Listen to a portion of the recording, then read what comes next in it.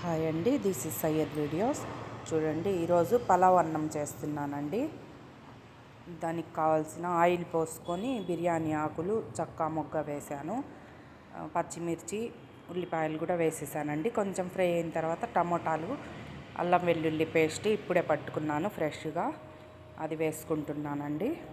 దాంట్లోని కొంచెం ఉప్పు, కారం, ధనియా పౌడరు, గరం మసాలా వేస్తానండి.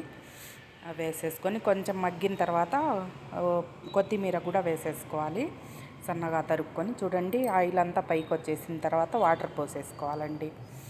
ఇలా వాటర్ పోసేసుకొని వాటర్ కూడా బాగా మరిగిన తర్వాత, బాయిల్ అయిన తర్వాత బియ్యం వేసేసుకోవాలి దాంట్లోనే.